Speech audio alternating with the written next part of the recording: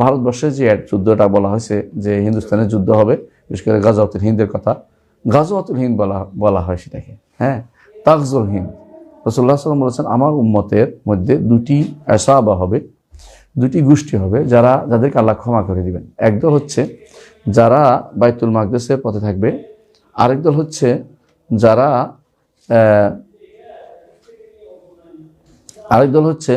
যারা এই হিন্দুস্তান যুদ্ধ করবে, দুদিকে আল্লাহ ক্ষমা করে দিবেন।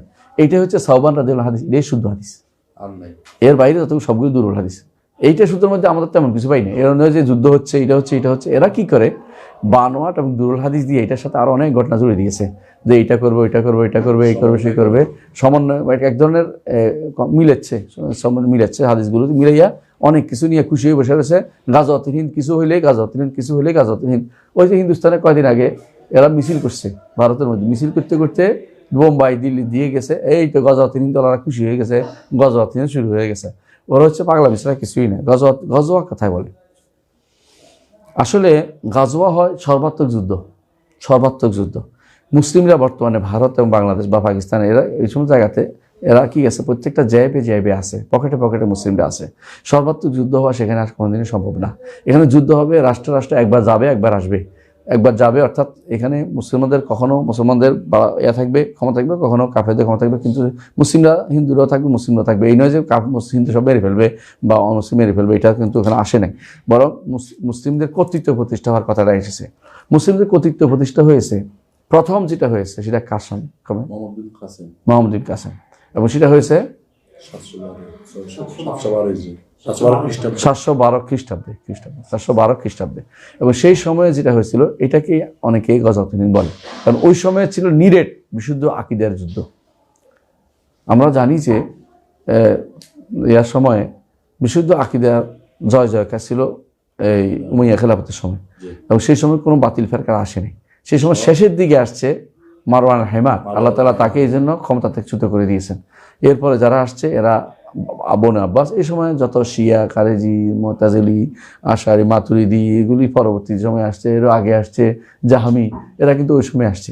তো এই জন্য ওই যুদ্ধটাকে আমরা মনে করতে পারি যে যুদ্ধ মোহাম্মদ বিন কাসেম করেছেন, এটাই হচ্ছে মূলত যুদ্ধের কথা। রাসূলুল্লাহ সাল্লাল্লাহু আলাইহি ওয়াসাল্লাম বলেছেন তাদের ক্ষমা করে দেওয়া হবে। এরপরেও কিন্তু যুদ্ধ হয়েছে। সুলতান মাহমুদ সুবুক্তগিন রাহিমাহুল্লাহ, তিনি 17 বার ভারত জয় করেছেন। এর অর্থ হচ্ছে এই প্রতি 17 বারে তিনি জয়লাভ, কোনোবারে তিনি পরাজিত হন নাই। তো বোঝা গেল এগুলো কিন্তু এই যুদ্ধের অন্তর্ভুক্ত, যেগুলিকে আমরা বলতে পারি। এরপরে সুলতান মাহমুদ গৌরি তিনি কিন্তু ভারতবর্ষ জয় করে ভারতবর্ষের রাজ্য প্রতিষ্ঠা করেছেন। তারপরেও যদি কোনো আপনার বলেন যে এখনো গজওয়াতুল হিন্দ রয়ে গেছে, তো আমরা আর কিছু বলার নাই। এটা হলো ভুল ধারণার বশবর্তী হয়ে বিভিন্ন রকমের কর্মকাণ্ড পরিচালনা করা। গজওয়াতুল হিন্দ আসলে অবশিষ্ট নেই। এখন যেটা আছে, যুদ্ধ হবে, অস্বীকার করছি না। যে যুদ্ধের কথা রাসূলুল্লাহ সাল্লাল্লাহু আলাইহি ওয়াসাল্লাম বলেছেন তাদেরকে আল্লাহ ক্ষমা করে দিবেন, তারা কিন্তু ওই পর্যায়ের মানুষ যারা ইমানে আকীদাতে সাফি ছিলেন। এখন যে কেউ যুদ্ধ করে, ইমানের খবর নাই, আল্লাহকে সব জায়গায় বিরাজমান মনে করতেছে এবং আল্লাহ সিফাত অস্বীকার করতেছে, কবর পূজা করতেছে, এরা যুদ্ধ করবে।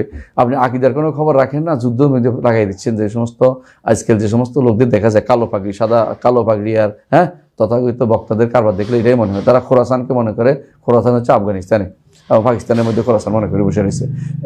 এই জাতীয় লোকগুলো যারা আছে, এরা মূলত এদের দ্বারা আল্লাহ তাআলা দ্বীনের সাহায্য করে, এদের দ্বারা মাফ করে দেওয়ার ঘোষণা এর দ্বারা হবে না। কারণ এরা আকীদাগত পরিশুদ্ধ না হলে মাফ করবেন কেন? যুদ্ধ করলেই তো মাফ হয়ে যাবে না, যতক্ষণ পর্যন্ত আকীদা পরিশুদ্ধ না হবে। কেউ যদি মনে করে যে যুদ্ধ করে মরে গেলে জান্নাতে চলে যাবে, এটা হলো তখন আকীদা পরিশুদ্ধ থাকবে। আকীদা পরিশুদ্ধ নাই, যুদ্ধ করে মরে গেলেও জান্নাতে যাবে না। সুতরাং এই সমস্ত যারা মনে করতেছে যে এইভাবে যুদ্ধটা হবে, গজওয়াতুল হিন্দের জন্য লোক তৈরি করতেছে অথবা অগ্রিম আলোচনা করতেছে, এগুলো সবগুলি বাড়াবাড়ি ছাড়া কিছুই নয়। এবং এগুলি হচ্ছে অতিরিক্ত বিভ্রান্তি তৈরি করতেছে। এই নিজেরা শহীদ বানিয়ে হয়েছে। এই জাতীয় কাজগুলি অবশ্যই ইসলামী শরীয়তের অনুমোদিত বিষয় না, যে বানিয়ে কথা বলা, মিলাই দেয়া, কনসিকুয়েন্স মিলাই দেয়া। এই জন্য আমরা মনে করি এটা আমি নয় শুধু আলহামদুলিল্লাহ একটা বিশাল গোষ্ঠী আলেমদের মধ্যে মনে করে গজওয়াতুল হিন্দ আসলে হয়ে গেছে। এবং এটাই আপনি পাবেন, দেখবেন যে ইসলাম কিউতে আলোচনার মধ্যে এটা আসছে, গজওয়াতুল হিন্দে আসলেই সেগুলোর মধ্যে হয়ে গেছে বলে আমরা ইমান রাখি। তো আমরা রাখবেন এরা কি করছে, সালা কি করছে, ওরা দুইটা ঘটনাকে একসাথে নিয়ে আসছে। কোন দুইটা ঘটনা? রাসূলুল্লাহ সাল্লাল্লাহু আলাইহি ওয়াসাল্লাম বলেছেন আমার উম্মতের দুটি দলকে আল্লাহ তাআলা ক্ষমা করে দিবেন। এক দল কারা? যারা গজওয়াতুল হিন্দ, যারা হিন্দুস্তান যুদ্ধ করবে, আরেকটি দল যারা ঈসা আলাইহিসসালামের সাথে মিলে দাজ্জালের বিরুদ্ধে যুদ্ধ করবে।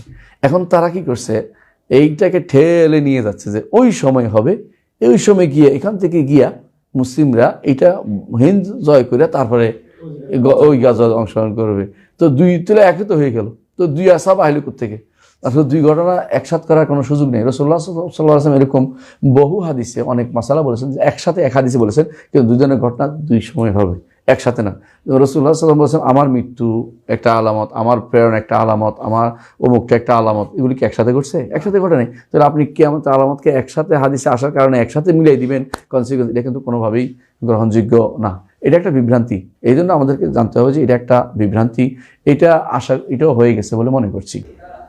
কিয়ামত আরেকটা আলামত হচ্ছে যে মদিনায় যাবে না, বাইরে থেকে মদিনায় কোনো মানে কেন্দ্রীয় সরকার, কোনো সরকার থাকবে না, কেন্দ্রীয় সরকার থাকবে না। মানে একটা খেলাফতের পরিসমাপ্তি এবং অন্য জায়গা থেকে মদিনাতে খারাজ যাওয়া এবং ওষুধ যাওয়া বন্ধ হয়ে যাবে। বর্তমানে এটা একেবারেই পরিপূর্ণভাবে বন্ধ হয়ে গেছে। কোথাও নির্দিষ্ট কোনো আমাদের মুসলমানদের কোনো কেন্দ্রীয় কোনো নেই, শাসন নাই। হাদিসে আছে রাসূলুল্লাহ সাল্লাল্লাহু আলাইহি ওয়াসাল্লাম বলেছেন, সেই ঘটনাটা আমি বলি। রাসূলুল্লাহ সাল্লাল্লাহু আলাইহি ওয়াসাল্লাম বলেছেন যে মিশর তার কাফিজ বন্ধ করে দিয়েছে, হ্যাঁ, তারপরে ইরাক বন্ধ করে দিয়েছে, শাম বন্ধ করে দিয়েছে। এমন একটা সময় আসবে, বর্তমানে সেটা হয়েছে যে এটা দেশ আলাদা আলাদা হয়ে গেছে, কারোর সাথে কারো কোনো মিল নাই, কারোর সাথে কারো কোনো মিল নাই। এই জন্য এটা কিয়ামতের একটি আলামত রাসূলুল্লাহ আমাদেরকে আগে জানিয়েছেন। আচ্ছা, কিয়ামতের আলামতের মধ্যে আরেকটা হচ্ছে, এই কয়টা নম্বর গেল এটা? 6 নম্বর হচ্ছে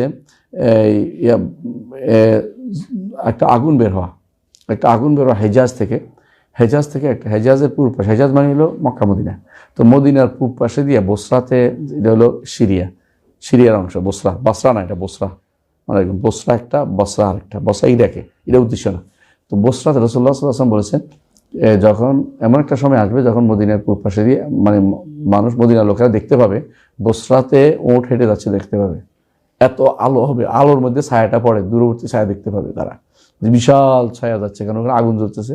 তো এরকম একটা ঘটনা ঘটছে হিজরি 656। ওই সময় যে তাতারিদের হামলা, ওই সময় ঘটনা, মদিনাতে একটা ঘটনা ঘটছে যে বিশাল আগুন লেগেছে। অনেকেই বলে যে এই যে দাবানলে ঘরে আগুন, এখন হাররা যেটাকে বলে, মদিনার পূর্ব পাশে, পশ্চিম পাশে, পূর্ব পাশে কি ছিল, বিশাল এলাকা পুড়ে গেছিল, দাবানলে পুড়ে গেছিল অনেকে বলে, কিন্তু কিয়ামতের একটি আলামত বলে বিবেচিত হয়েছে। রাসূলুল্লাহ আমাদেরকে সাবধান করে তিনি বলেছেন, লা তাকুমুস সাআ হাত্তা তাখরুজা নারুন মিন আরদিল হিজাজ, কিয়ামত কায়েম হবে যতক্ষণ পর্যন্ত হেজাজের ভূমি থেকে একটা আলো না বের হচ্ছে। তো কি হবে, তুদিউ আনা কাল ইবিলি বসরা, বসরাতে যে সমস্ত উট চলাচল করবে সেগুলি ঘাড় দেখতে পাবে মদিনাবাসীরা। এই ঘটনা ইবনে কাসির রাহমাতুল্লাহ বলেন যে এটা ঘটার পরে ভয়ে সবাই মসজিদ নববীতে আশ্রয় নিয়েছে, মনে করছে মরলে মসজিদে মরি। এটা হতে পারে, আবার এটা হতে পারে তাদের মধ্যে কেউ কবর পূজারি আছে, মনে করছে রসুল বাঁচাইব, নাউজুবিল্লাহ, দুটো হতে পারে। তো মানুষ কবর ভিতরে, মসজিদ নববীর ভিতরে এসে ঢুকছে এই সময়। এরকম ঘটনাটা শরীয়তে মানে আসছে, মানে এই ঘটনা ঘটে গেছে, এর অর্থ এটা কিয়ামতের একটি আলামত, কিয়ামতের এর মধ্যে আরেকটি আলামত। কয়টা হলো এটা?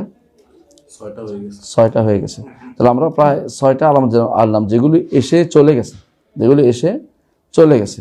তো এসে চলে যাওয়া আলামতগুলো আমরা এখন বুঝতে পারলাম। এর মধ্যে আর কোনো আলামত এখন মনে আসছে না, যদি আসে ইনশাআল্লাহ আপনাদের জানাবো। এটা হলো যেগুলো এসে চলে গেছে।